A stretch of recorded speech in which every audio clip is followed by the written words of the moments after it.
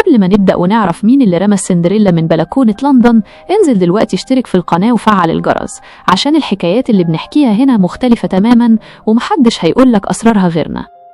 يلا بينا. سعاد حسني ما كانتش مجرد ممثلة، دي كانت روح مصر وضحكتها. زمان الصحافة ما كانش ليها سيرة غير جوازات سعاد وأسرارها. البداية كانت مع المصور صلاح كريم، وبعده الحب الحقيقي المخرج علي بدرخان، ودول استمروا مع بعض 10 سنين في هدوء. وبعده اتجوزت زكي فتين عبد الوهاب، وآخرهم كان السيناريست ماهر عواد. لكن السر اللي كان شاغل الناس بجد هو حكاية جوازها من العندليب عبد الحليم حافظ. 6 سنين جواز في السر، والغيرة هي اللي نهت القصة، وسعاد فضلت شايلة الوجع ده جواها لحد الآخر. نيجي بقى لليلة اللي الدنيا اتقلبت فيها، يوم 21 يونيو سنة 2001 في لندن. جثة سعاد اترميت من الدور السادس في برج ستيوارت تاور.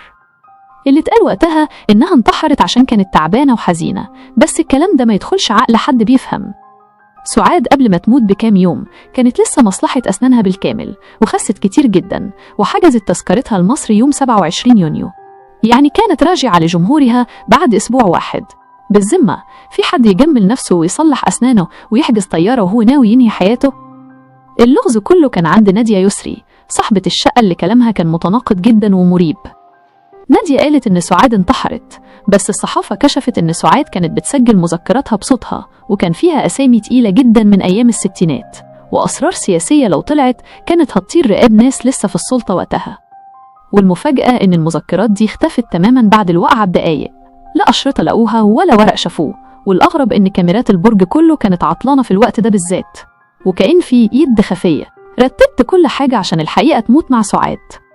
الغموض بيزيد لما نعرف إن سعاد كانت بتكلم الإعلامي مفيد فوزي والملحن كمال الطويل، وبتقولهم إنها خايفة وإن في ناس بتراقبها في لندن.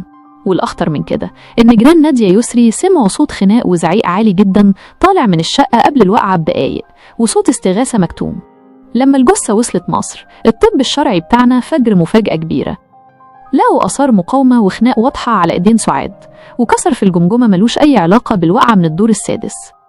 والأهم من كل ده إن الرصيف اللي وقعت عليه ما كانش فيه نقطة دم واحدة، وده طبيا معناه إن قلبها كان واقف قبل ما تترمي. يعني سعاد اتقتلت جوه الشقة واترمت وهي ميتة عشان تبان انتحار. الأسئلة اللي بتطرح نفسها: مين اللي كان له مصلحة يخرس السندريلا للأبد؟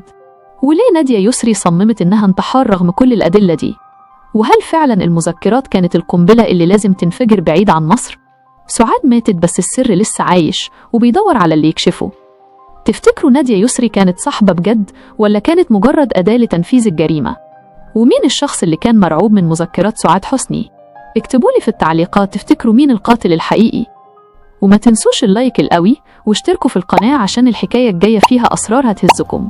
سلام يا وحوش.